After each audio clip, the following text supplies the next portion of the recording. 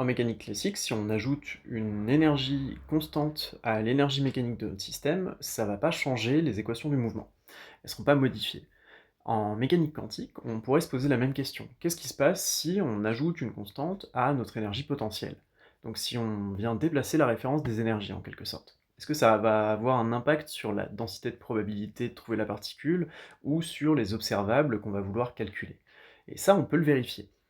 Ici, on nous demande de montrer que, une fonction d'onde, la seule différence, ça va être que la fonction d'onde, elle va, avoir un facteur en exponentielle de, moins IV0t sur h bar qui correspond du coup à une phase, à un facteur d'oscillation, au cours du temps, qui est proportionnel à l'exponentielle du potentiel ici. Alors on va vérifier ça, en passant directement par le calcul, et on discutera ensuite, quelque chose en rapport avec le problème précédent et le théorème d'Ehrenfest.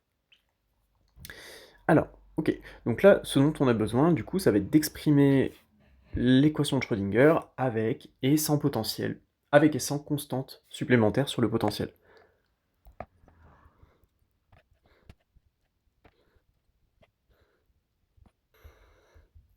Ça va être notre équation de Schrödinger sans constante supplémentaire, et la deuxième,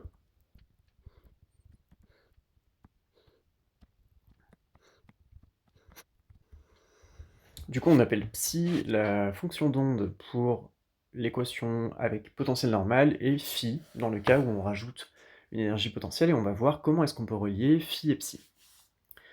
Alors, on va juste modifier un petit peu la forme de ces équations pour les rendre plus faciles à travailler.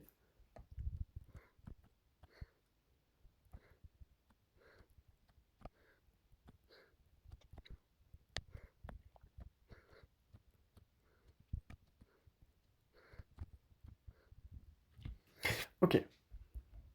Donc là, j'ai réécrit les équations de façon à ce qu'on ait le même terme sur la gauche. À la différence près qu'ici on a psi et ici on a phi. Et on va venir comparer ce terme-là avec celui-ci. Alors là, on a une dérivée temporelle de phi, plus un autre terme, où on a le potentiel V0 qui est constant, qui vient multiplier ce terme phi. Ici, dérivée partielle par rapport au temps de psi, et pas de terme supplémentaire. Alors ici, ce qu'on pourrait remarquer, c'est que on a un terme plus l'autre, et que, en le multipliant par une exponentielle, par exemple, on pourrait se retrouver avec un terme du type u'v plus uv'. Et ce truc-là, c'est égal à uv'. Autrement dit, on pourrait faire apparaître un petit peu artificiellement la dérivée d'un produit. Et la dérivée du produit, elle va apparaître si on multiplie toute cette équation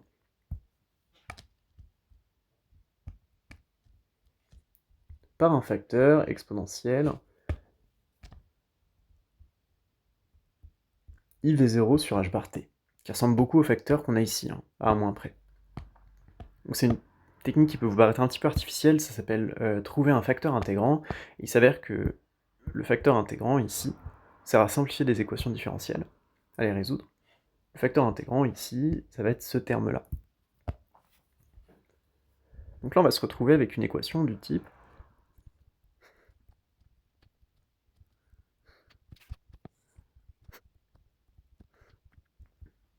là on peut faire passer l'exponentielle dans la dérivée, parce que c'est une exponentielle qui dépend du temps, et la dérivée, elle opère sur la variable d'espace.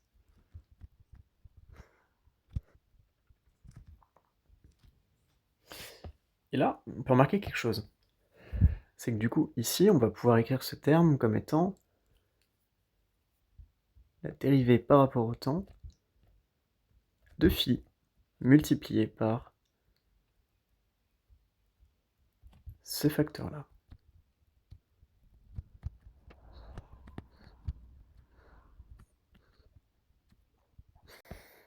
Donc là, on peut constater quelque chose, c'est que les deux fonctions, phi et psi, étant donné que cette équation est en tout point similaire à celle-ci en termes de structure, on a dérivée temporelle de quelque chose égale à IH bar sur 2m fois la dérivée seconde de quelque chose, moins I sur H bar fois le potentiel, fois quelque chose. Et donc on voit qu'en fait, phi et psi sont naturellement reliés par cette relation. Donc finalement, cette fonction phi, là, qui est solution de l'équation de Schrödinger avec un terme constant supplémentaire dans le potentiel, elle est égale à la solution de l'équation sans terme supplémentaire, fois un terme en exponentielle moins IV0 sur h bar fois le temps, qui est un terme de phase. Et ça, c'est super intéressant. Ça veut dire que le lien qui existe entre deux fonctions d'onde qui sont solutions de l'équation de Schrödinger à une constante près, en fait, ça les relie par un terme de phase. Ce terme de phase, maintenant, il s'agirait de voir s'il apporte des modifications quand on calcule les observables du système. Alors, un truc qu'on peut remarquer déjà, c'est que ici, si on calcule le modulo carré de la fonction phi, ça va être égal au modulo carré de la fonction psi fois le modulo carré de exponentielle moins i v0t sur h bar. Et magie, ce terme-là, c'est un nombre complexe de module 1. Son modulo carré, du coup, c'est juste égal à 1. Donc là, on se rend compte que déjà, les modulos carrés des deux fonctions vont être égaux. Ça, c'est rassurant. Déjà, ça veut dire que si on veut calculer des probabilités de présence, elle ne va pas dépendre de l'ajout de cette constante d'énergie. Maintenant, on pourrait se poser la question, est-ce que de manière plus générale, si on a un opérateur, je reprends les notations du Griffith, qui dépend d'une variable d'espace et d'impulsion, donc ici des opérateurs position et impulsion. Pour rappel, l'opérateur impulsion, lui, il peut s'exprimer de cette manière. Est-ce que si on prend cet opérateur ici, Q, qui est donc une combinaison linéaire de x avec des puissances différentes, avec des p avec des puissances différentes, et potentiellement des termes x multipliés à des termes p, avec des commutateurs, tout ça, donc une expression très générale, est-ce que si on calcule la valeur moyenne de cet opérateur, qui va être égale à l'intégrale de moins l'infini à plus l'infini de, mettons, psi star de xt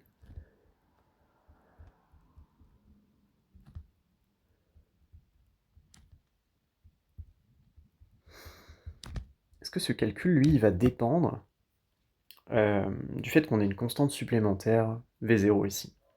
Alors, si on remplace, mettons, dans cette expression, psi par cette expression en fonction de phi, ici on va avoir phi star xt exponentielle moins i v0 sur h bar t, qui est le conjugué de l'exponentielle i v0 sur h bar t. Notre opérateur,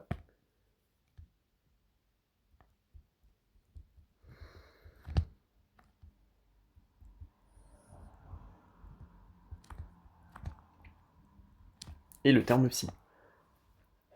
Et ici, étant donné que cet opérateur, lui, il fait intervenir que des dérivées spatiales, et que ce terme-là ne dépend que du temps, on peut le faire venir jusque-là et le multiplier avec celui-ci. Et là, on va se retrouver encore une fois avec un terme qui sera égal à l'unité. Finalement, ce qu'on peut montrer, et c'est un peu le résultat qu'on cherchait à... La question qu'on se posait, c'était est-ce qu'il y a une modification sur le calcul des observables lorsqu'on rajoute une constante à l'énergie potentielle? Eh bien la réponse, c'est que non. Ici, ça implique que les valeurs moyennes de Q calculées à l'aide de la fonction d'onde psi sont exactement les mêmes que ces valeurs si on les calculait avec la fonction d'onde phi. Donc ça, c'est une des forces de la mécanique quantique, c'est que ça s'exprime d'une façon un petit peu différente, mais on retrouve vraiment cette symétrie par translation de la référence des énergies qu'on avait initialement en mécanique classique.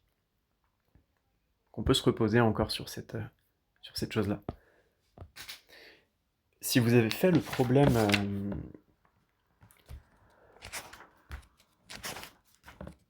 si vous avez fait le problème 1,7,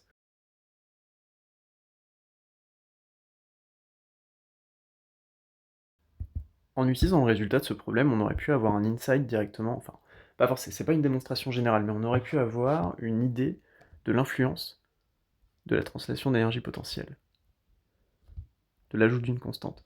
Ce qu'on a montré dans le problème 1,7, c'était que la valeur moyenne de l'opérateur impulsion, son évolution temporelle, elle suivait une loi qui était similaire à la loi du mouvement classique d'une particule, mais qui portait sur les valeurs moyennes des observables. Ici, la valeur moyenne de la dérivée. Donc si ici on vient définir un nouveau potentiel V' de xt qui va être égal à V de xt plus une constante V0, ce que ces équations nous montrent, c'est que le fait de dériver par rapport à ce nouveau potentiel ne va ajouter aucun terme. Donc ici, on aurait pu noter, par ce résultat, que le potentiel V et le potentiel V', lui, ne venaient pas changer la valeur, la variation temporelle de l'observable impulsion. Ça aurait pu être, même si c'est pas une démonstration de l'impact que va avoir ce terme V0 sur les observables, ça aurait déjà pu nous dire que la loi du mouvement liée du théorème d'Ehrenfest qui porte sur la valeur moyenne d'observable impulsion, elle n'aurait pas été modifiée.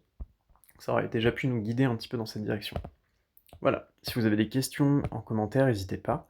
Et si vous pouvez retenir un truc de cette vidéo, c'est du coup que l'ajout d'une constante à l'énergie en mécanique quantique n'a pas d'influence notable sur la mesure des observables en mécanique quantique.